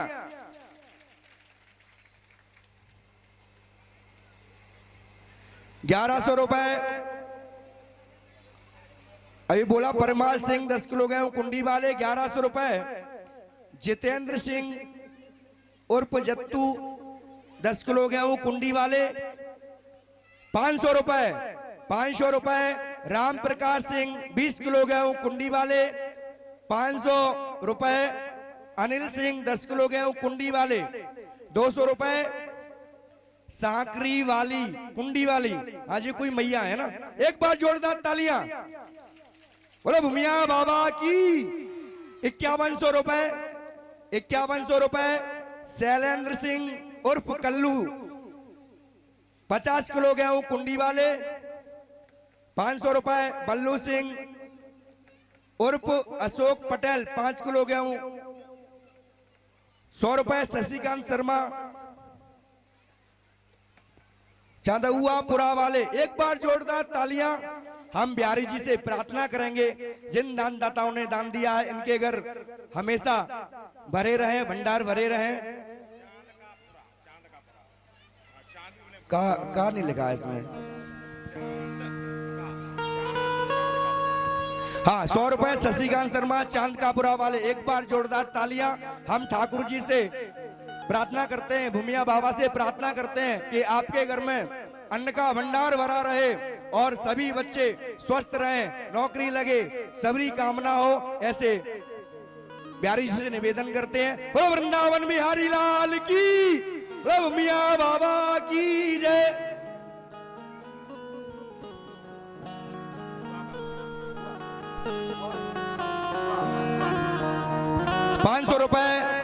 500 रुपए माधव सिंह राजावत बुआ का पुरा। 2100 रुपए श्री शिशुपाल सिंह तोमर पंचायत सचिव कमतरी जालौनी वाले। एक बार जोरदार तालियां। देखो ये अवसर बार बार नहीं होता है। जिसके मन में भी दान करने की इच्छा है और ना इच्छा है तो भी करें भैया। वो हम कह दे से कह दे। हाँ बोलो वृंदावन बिहारी लाल की। अब कथा बहुत है, हम ब्यास जी से निवेदन करेंगे कि अपनी कथा की तरफ जाएं। श्री राधे जी। और कहा प्रभु अगर किसी को 7 दिन में मरना हो तो उसको क्या करना चाहिए? 7 दिन में मरना हो तो क्या करना चाहिए? अब देखो भैया हम सबको भी 7 ही दिन में मरना है। 8वां दिन किसी के लिए नहीं मना है। सोमवार, मंगलवार, बुधवार, गुरुवार, शुक्रवार, शनिवार, रविवार, ये 7 ही दिन हैं। इनमें भी हम सबको ही जाना है। ये राजा परीक्षित ने अपने लिए प्रश्न नहीं किया, ये सबके लिए पूछ लिया है कि अगर 7 दिन में किसी को मरना हो तो क्या करना चाहिए। तब सुखदेव जी ने समझाया कि राजा परीक्षित आप चिंता मत कीजिए, क्योंकि राजा खटवांग को जब पता चला कि उनकी मृत्यु 4 घड़ी में होने वाली है, तो उन्होंने अपने कल्याण का साधन ढूंढ लिया। और आपके पास तो अभी 7 दिन हैं, तो आप घबराइए नहीं। और उन्होंने कहा, जो मृत्यु से आश्रय चाहते हैं, जिन्हें मृत्यु का भय सता रहा है, वो भगवान की शरण ग्रहण कर लें। क्या करें? सबसे पहले भगवान की कथाओं को सुने। श्रवणम, सबसे पहले कथाएं सुने। कीर्तनम, फिर कीर्तन करें। क्योंकि जैसे हम कथा सुनते हैं ना, तो हमारे संगीत वाले भैया बार बार संगीत बजा देते हैं। कीर्तन करवाते हैं, तो ये कीर्तन क्या है? जैसे हम भोजन करते हैं ना, तो भोजन में कभी कभी दिक्कत ना हो जाए, सतमूला हाजमूला इत्यादि खा लेते हैं कि कहीं हमारा पेट खराब ना हो जाए। खाना पचाने के लिए जैसे हम आदि पदार्थ खाते हैं, ऐसे ही भागवत को पचाने के लिए कीर्तन करते हैं कि जो हमने कथा सुनी है उसका कीर्तन करें। और कीर्तन के बाद में स्मरण करें कि पंडित जी ने क्या कहा था कि माता पिता की सेवा करना चाहिए। ऐसा नहीं कि कथा से उठे और पल्ला झाड़ कथा सुनी और चले गए।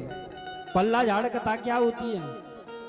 कथा सुनी, बहुत आनंद आया, वाह वाह पंडित जी ने बहुत अच्छी कथा सुनाई। जब खड़े हुए तो जैसे कुर्ता को झड़ा देते हैं ना कि लो पंडित जी आपकी कथा यहीं रह गई पांडाल में। ऐसे कथा नहीं सुननी है, घर जाके उसका मनन करना है। पूरे दिन में हमें एक ही बात अच्छी लगी हो कोई, उसका चिंतन करना है, हमें वो ही बात मान लेनी है और आपका कल्याण हो जाएगा उसी से। सुखदेव भगवान कह रहे हैं कि जो भगवान का कीर्तन करता है, स्मरण करता है, वो भगवान के अभय पद को प्राप्त होता है। भगवान के विराट स्वरूप का वर्णन बताया है, सृष्टि का वर्णन किया गया। सृष्टि का वर्णन कैसे हुआ? ब्रह्मा जी ने जब सृष्टि प्रारंभ की तो सबसे पहले सनक, सनंदन, सनातन और सनत कुमारों का निर्माण किया। 4 ऋषि आए, उन्होंने सृष्टि करने से मना कर दिया। जब सृष्टि करने से मना कर दिया, सृष्टि में 10 ऋषियों का वर्णन आया। 10 ऋषि हुए, उन्होंने भी ज्यादा सृष्टि नहीं की, तो उन्हें गुस्सा आ गई। नारद जी को उत्पन्न किया, नारद जी ने भी सृष्टि नहीं की, वो भी भजन में लग गए। भगवान शंकर, उन्हें गुस्सा आई नारद जी पे, तो भगवान शंकर प्रकट हो गए। तो वो समझे कि नारद जी ने, हमारे भैया लोगों ने भी सृष्टि नहीं की, तो पिताजी हमारे गुस्सा ना हो जाएं। तो भगवान शंकर से कहा कि आप सृष्टि का विस्तार कीजिए। तो भोले बाबा ने अलग ही सृष्टि रचा दी। उन्होंने डाकिनी, शाकिनी, भूत, प्रेत आदि सभी राक्षस बना दिए। तो ब्रह्मा जी ने कहा रुको रुको रुको, ये सृष्टि बना रहे हो कि सृष्टि का विनाश कर रहे हो? आज देखिए भूत प्रेतों पिशाचों से आदि लोग परेशान है, ये भोले बाबा की देन है। ये भोले बाबा ने ही बनाई है सारी सृष्टि। तो भोले बाबा को रोक दिया उन्होंने।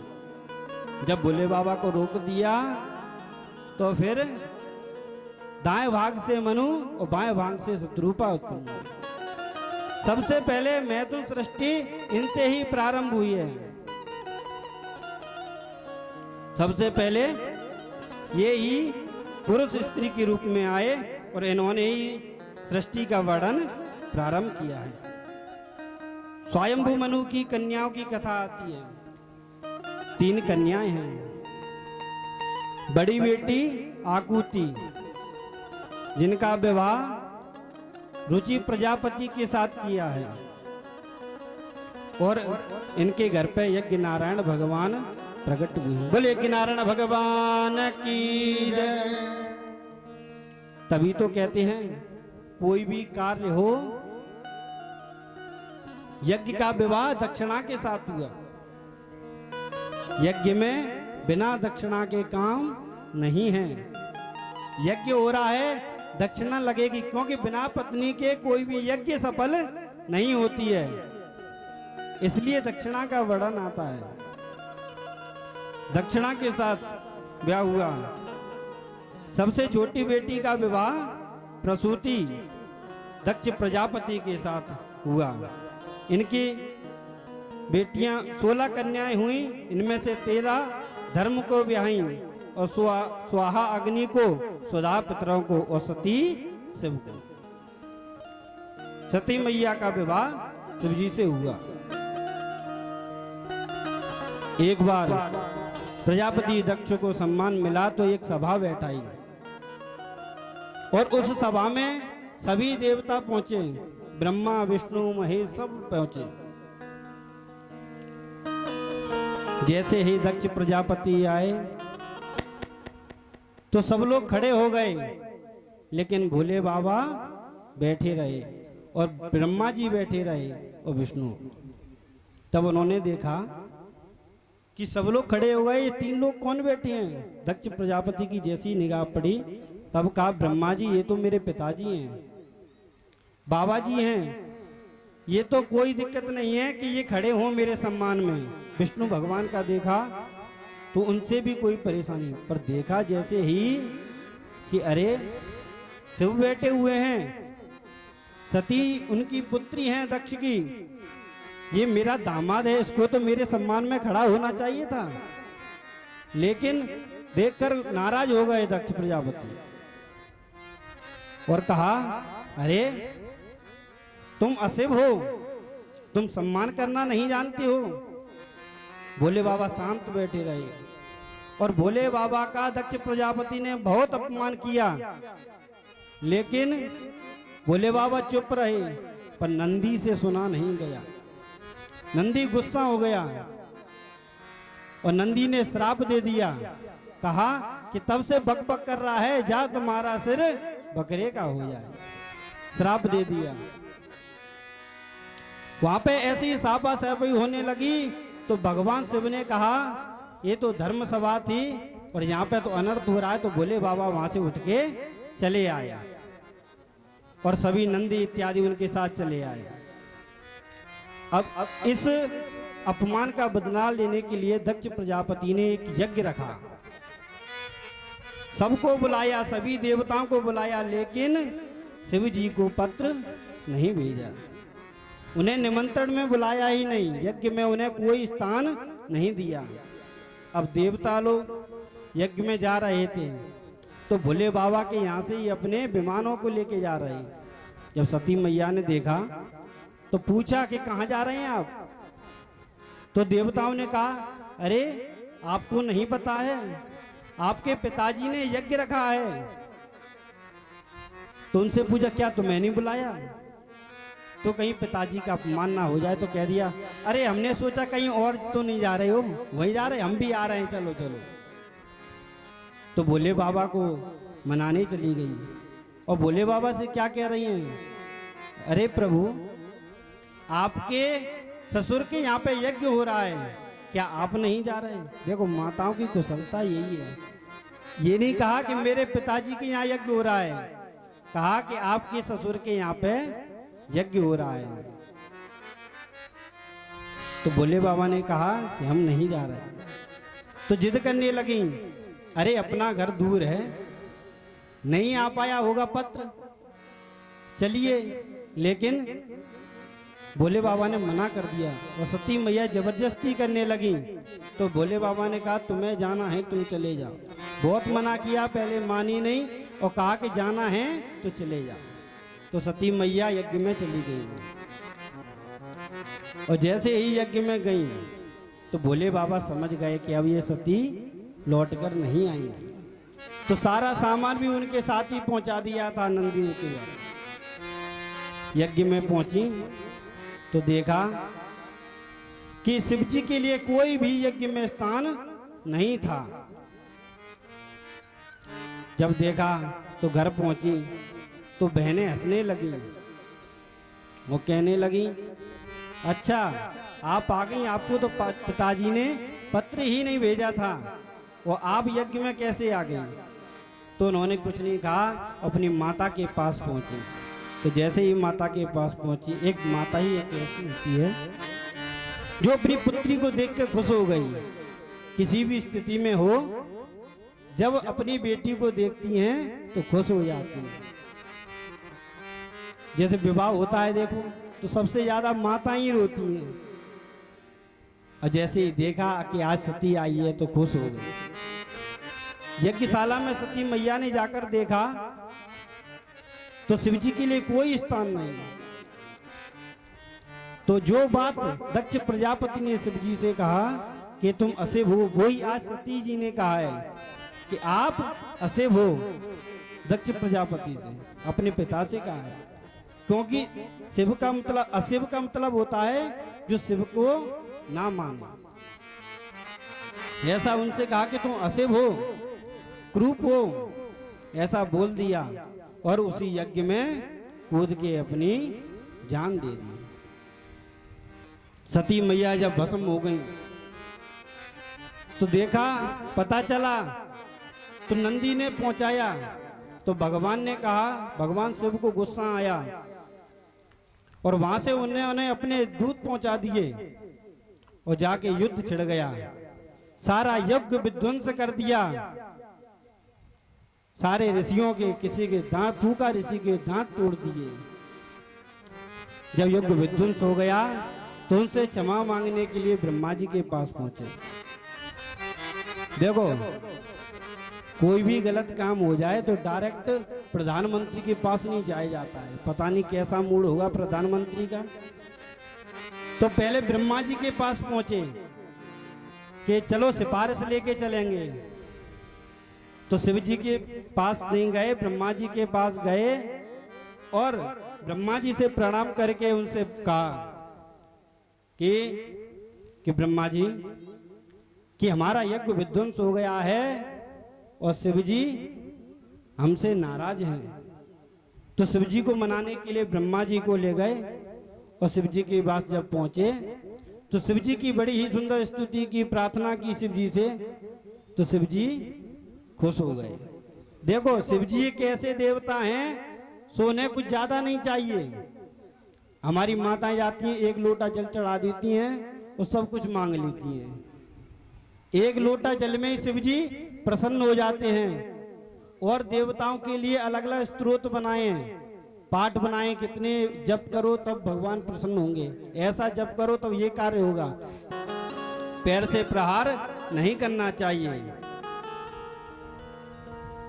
एक हमारे परम पूज्य गुरुदेव भगवान बताते थे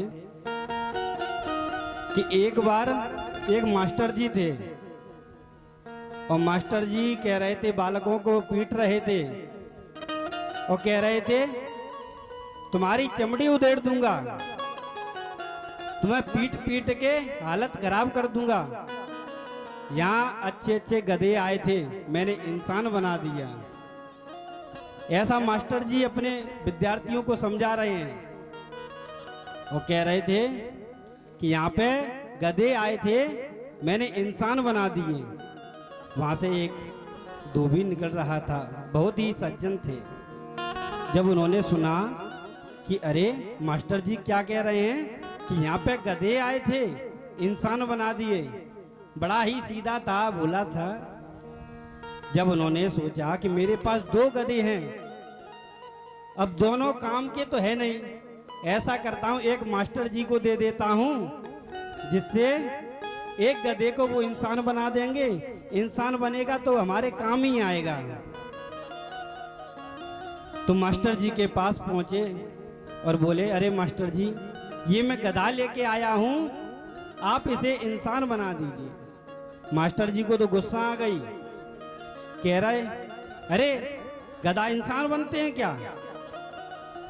तब धोबी ने कहा कि अरे मास्टर जी, आप ही तो बोल रहे थे कि यहाँ पे गधे आए थे, मैंने इंसान बना दिए, अब मैं कुछ नहीं जानता, मेरे गधे को इंसान बना दो। बांध के स्कूल में चला गया। तो जब मास्टर की गुस्सा शांत हुई तो उसने वो गधा तो बेच दिया, गधा बेच दिया। अब धोबी अगले दिन फिर आया कि अरे मास्टर जी, जो मैं गधा दे गया था क्या वो इंसान बन गया? तब मास्टर जी ने कहा अरे एक दिन में इंसान बनता है क्या? अभी तो बनेगा, धीरे धीरे बढ़ेगा, हैं कलेक्टर आईपीएस बनेगा, एक दिन में बनेगा क्या?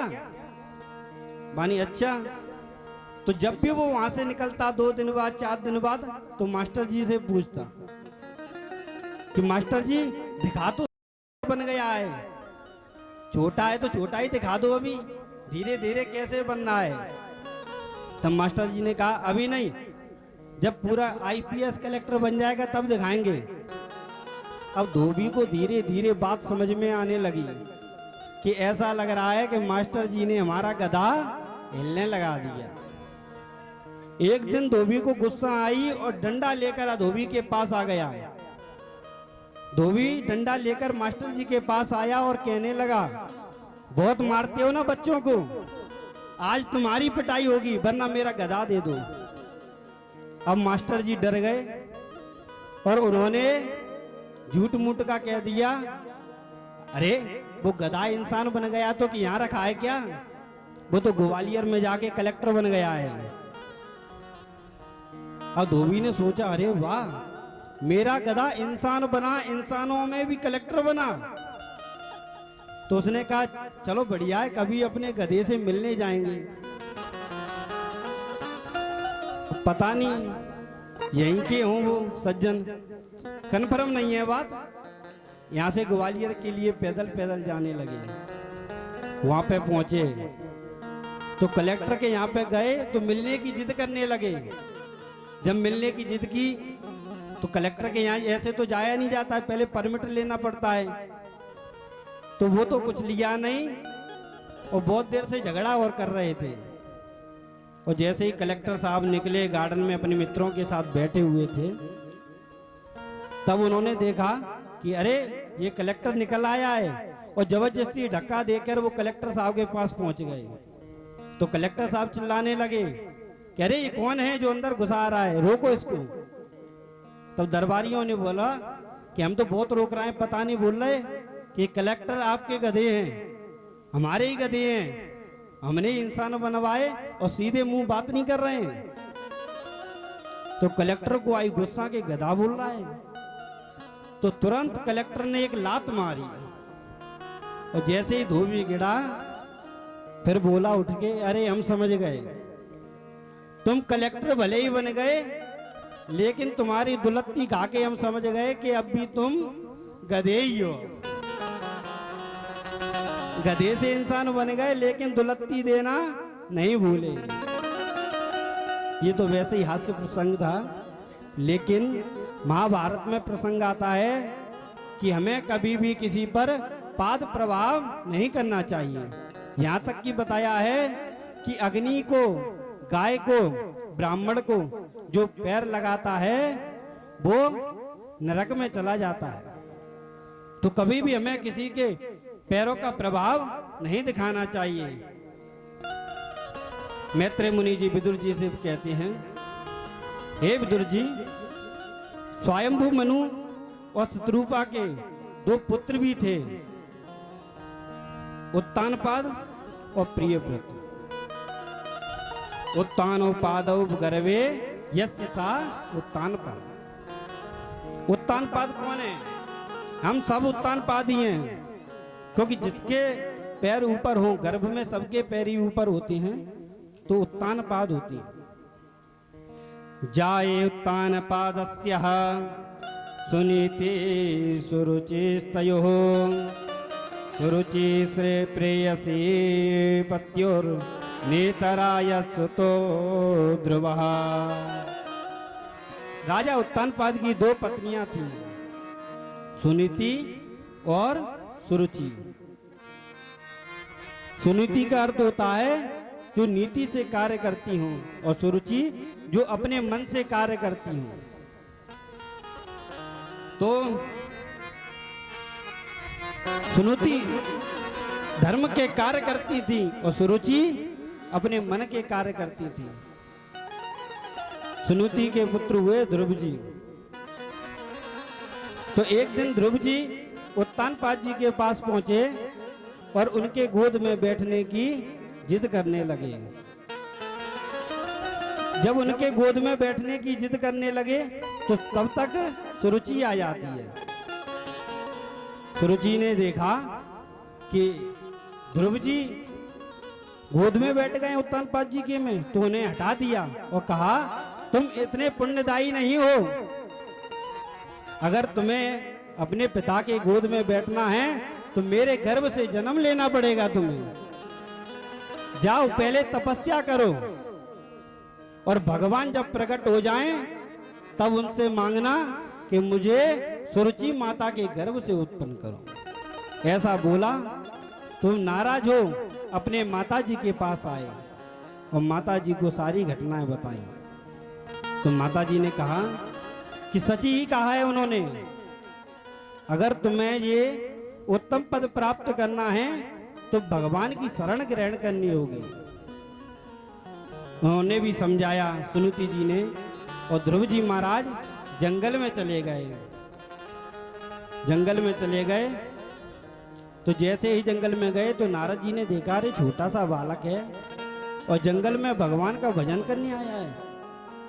तो नारद जी ने तुरंत ध्रुव जी की परीक्षा लेना चाहिए और ध्रुव जी की परीक्षा ली और कहा कह रहे बेटा आप कहाँ जा रहे हो? तो ध्रुव जी ने कहा कि मैं भगवान को प्राप्त करने जा रहा हूँ। भगवान कैसे मिलेंगे? तब नारद जी ने बहुत समझाया कि अरे ये तो जंगल है, यहाँ पे बहुत बहुत बड़े बड़े जानवर जीव रहते हैं, तुम्हें खा जाएंगे। लेकिन वो नहीं माने। कहा कि अगर तुम्हें कोई सत्संग की बातें बतानी हो तो बताइए, मुझे अपने मार्ग से भटकाइए नहीं। तो नारद जी समझ गए ये दृढ़ता के पक्के हैं, इसलिए नारद जी ने अपना चेला बना लिया और भगवान का 12 अक्षर मंत्र दे दिया। अब ध्रुव जी महाराज उसी मंत्र का जाप करते रहते और जंगल में कीर्तन करते रहते, भजन करते रहते। श्रीमन नारायण नारायण नारायण, श्रीमन नारायण नारायण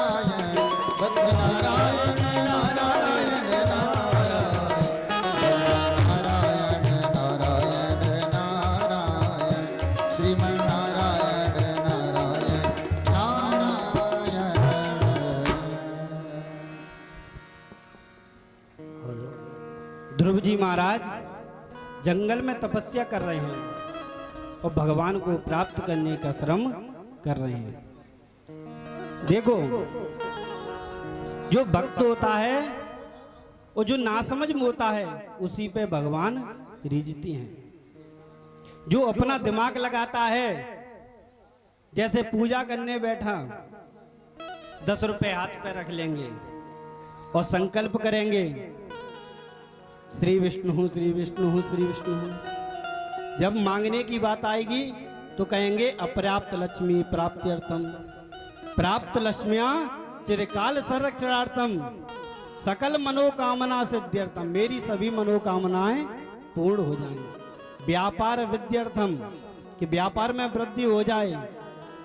अप्राप्त लक्ष्मी प्राप्त्यर्थम, कि मुझे धन संपदा मिल जाए, सारी चीजें मिल जाए। और हाथ में क्या रखे हैं? 10 रुपए। भगवान है 10 रुपए में देकर भगवान को और इतनी सारी चीजें मांग रहे हैं, तो भगवान ऐसे नहीं मिलते। भगवान तो भाव के भूखे हैं।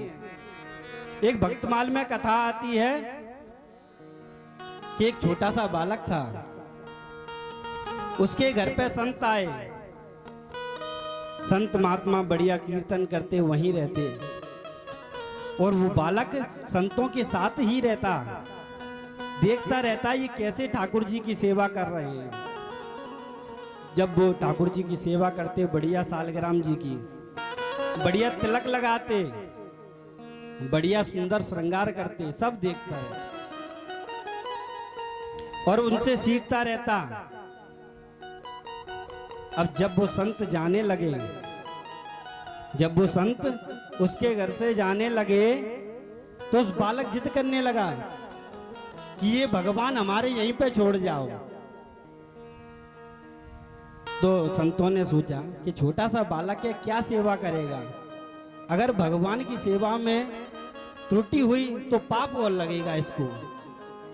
तो संतों ने कहा कि ठीक है, कल हम चाहेंगे और ये भगवान तुम्हें दे जाएंगे। तो रात में संतों ने क्या किया कि एक काला काला पत्थर उठा के रख लिया, और जैसे ही वो पत्थर रखा और बढ़िया श्रृंगार कर दिया, और अपने जो ठाकुर जी थे उनको नीचे रख दिया, और अपने ठाकुर जी थे उनको उस सिंहासन पर बैठा दिया। बढ़िया सुबह हुई तो संतों नित्य कर्म से निवृत्त होकर, पूजा पाठ से निवृत्त होकर जाने लगे, तो बालक आ गया। बालक ने कहा कि महाराज जी ये मुझे दे जाइए भगवान।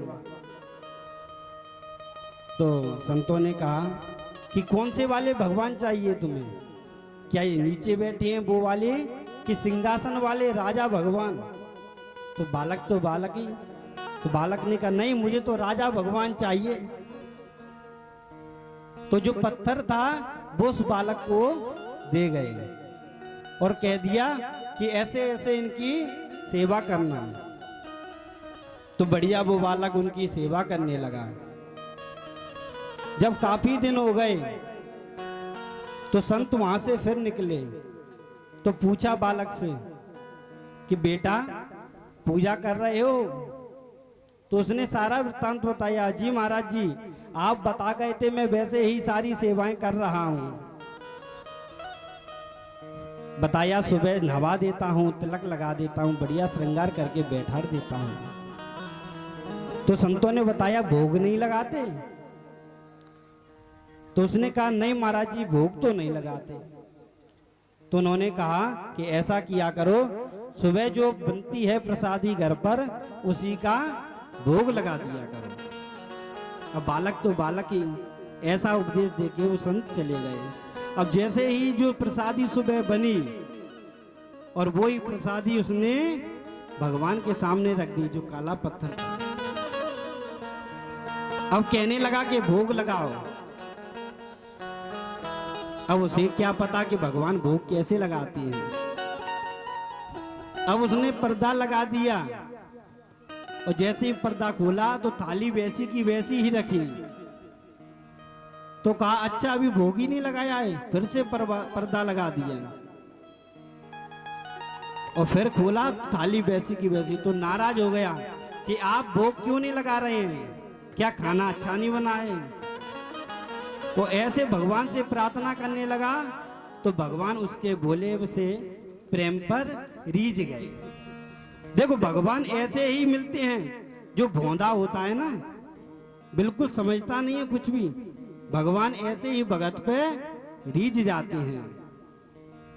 तो भगवान उस पे रीझ गए और प्रकट हो गए।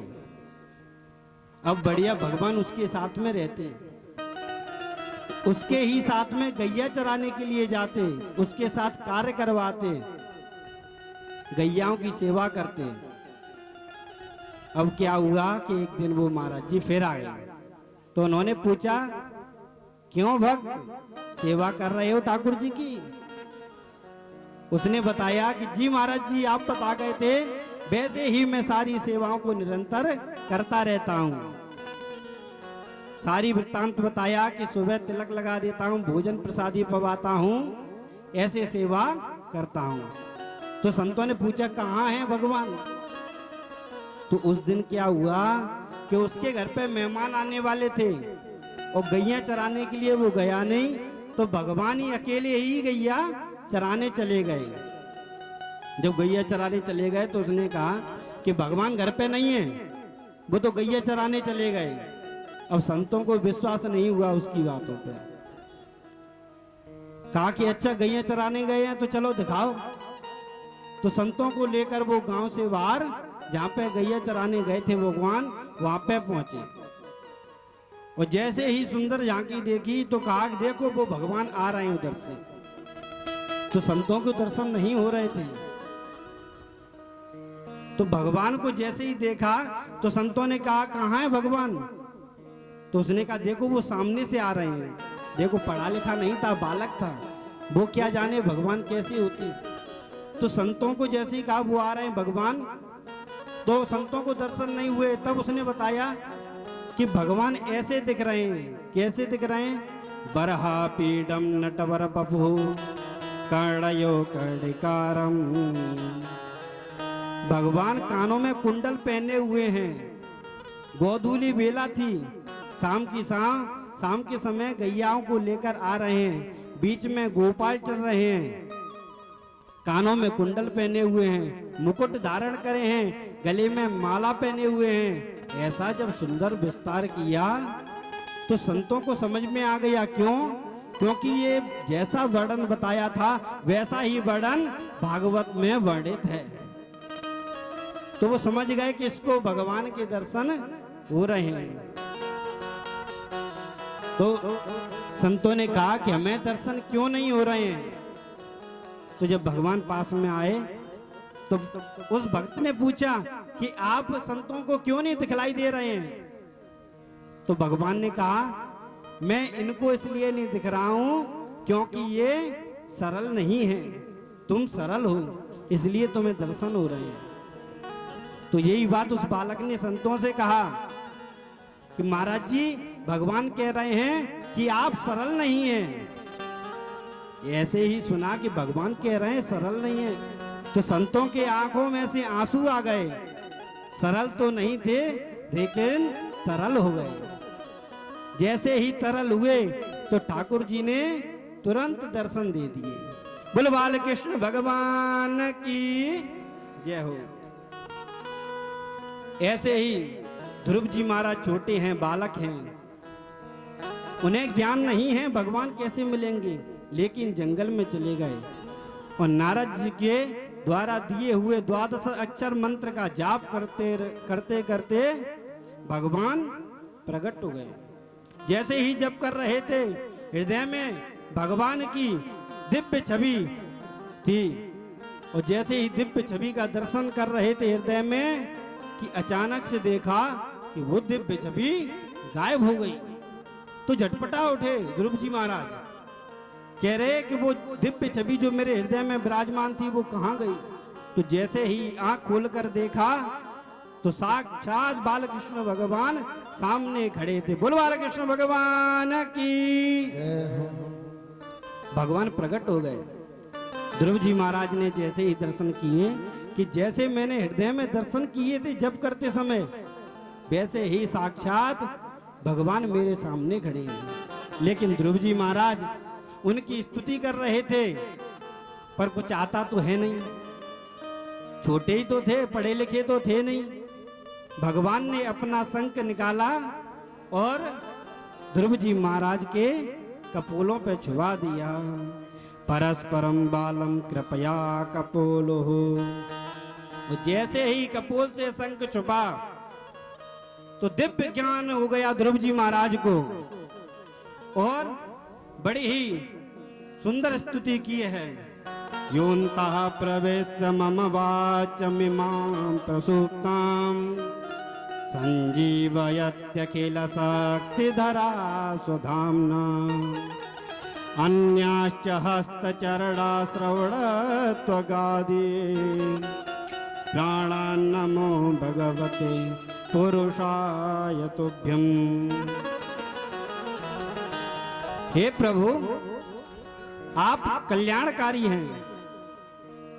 देखो गुरुदेव भगवान की कृपा हो जाए तो कोई भी चीज असंभव नहीं है। पर गुरु कौन होना चाहिए? गुरु जानकर बनाने चाहिए, ऐसे नहीं किसी को भी बना लो। ध्रुव जी महाराज के नारद जी गुरु थे, तो ऐसा दिव्य ज्ञान दिया कि जब करते करते भगवान की प्राप्ति हो गई। ऐसे ध्रुव जी महाराज आज आए हैं, इनका पूजन करेंगे। जय जय श्री महाराज जी। सभी लोग ध्रुव जी महाराज का पूजन करते रहेंगे सभी लोग। फिर इसके बाद में आरती और सभी लोग प्रसाद लेकर ही जाएंगे। जय जय श्री राधे।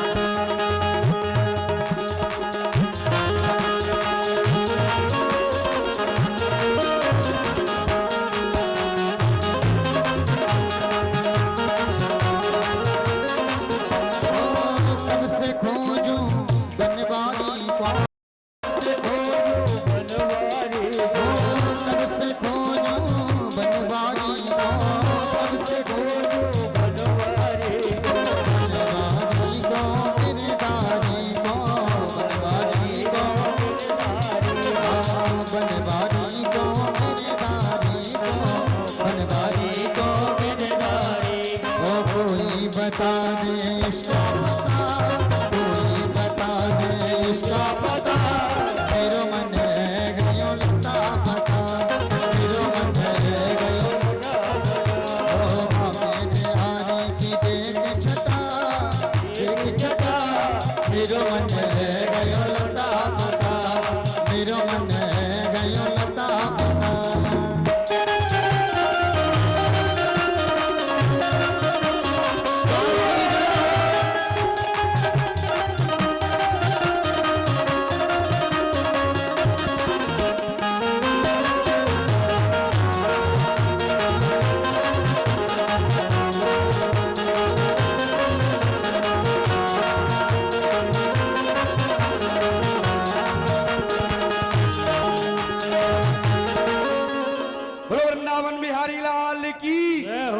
जितने भी साधु संत महात्मा आए हुए हैं वो प्रसादी पा करके ही जाएंगे। एक विशेष सूचना,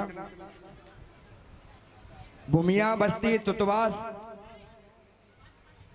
चिनोटिया का पुरा, कदमन का पुरा, ताल का पुरा, गरीब का पुरा, हवेली, खोकल का पुरा, रामचरण का पुरा, सिगरौड़ी पुरा, खड़िया वेहड़, बुआ का पुरा, खान का पुरा, इन सभी गांव के सज्जनों भक्तों से निवेदन है वो आकर के आज कमेटी में सम्मिलित हों।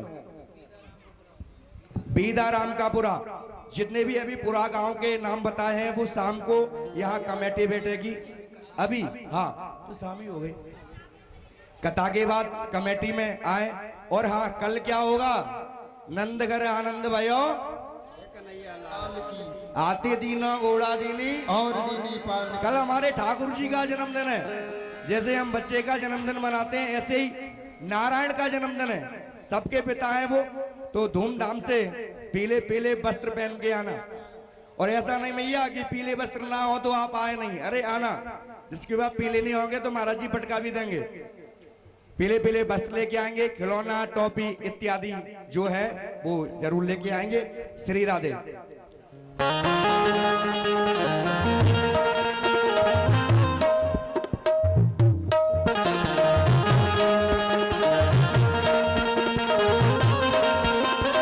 लाल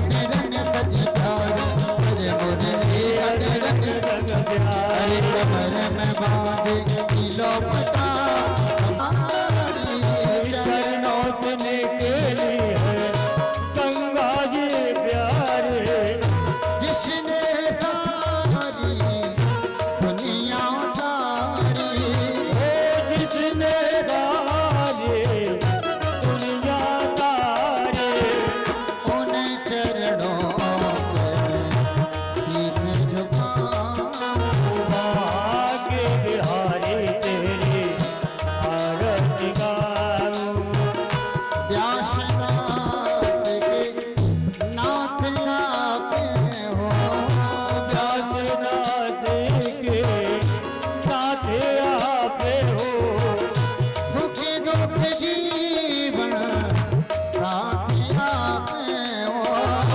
सुख दुख जीवन साथी आपे हो युगल छवि को मन में बसाऊं भाग्य बिहारी तेरी आरती गाऊं श्री हरिदास के प्यारे तुम हो श्री हरिदास के प्यारे तुम हो मेरे मोहन जीवन धन हो मेरे मोहन जीवन धन हो श्री चरणों के मैं दर्शन पाऊं श्री भाग्य बिहारी तेरी आरती गाऊं संग विराजे राधा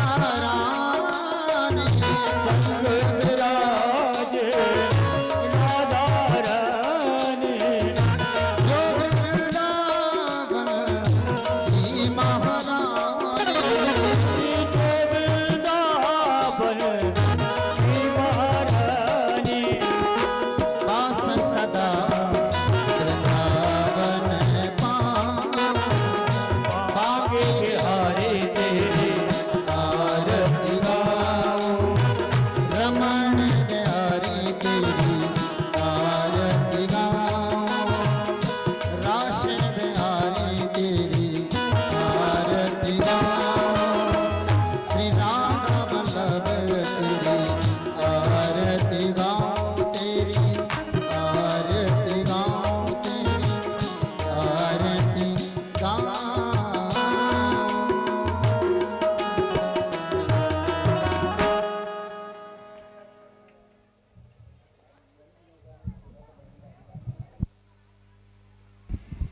कर्पूर गौरम करुणावतारम संसारि सारम भुजगेन्द्रहारम सदा वसंतम हृदयारविंदे भवम भवानी सहितम नमामि हम द्यो शांतिरंतर जुगुं शांति पृथ्वी शांतिरापः शांतिरोगदया शांति वनस्पतयः शांति विश्वे देवाः शांति ब्रह्म शांति सर्वगुं शांति शांतिरेव शांति सामा शांतिरेधे मंत्र पुष्पांजलि सबको फूल दे दो ऊपर ओम जने नजनमय जंत देवास्तानि धर्माणि प्रथमान्या सन्नाते अनागम महिमानः सचंद्र पूर्वेशाद्या शांति देवा हरि ओम सभी लोग ओम का उच्चारण करेंगे हरि ओम एकदंताय विद्महे वक्रतुंडाय धीमहि तन्नो दन्ते प्रचोदयात् हरि ओम कात्यायन्ने च विद्महे कन्याकुमारी च धीमहि तन्नो दुर्गा प्रचोदयात् हरि ओम अंजनीसुताय विद्महे वायुपुत्राय धीमहि तन्नो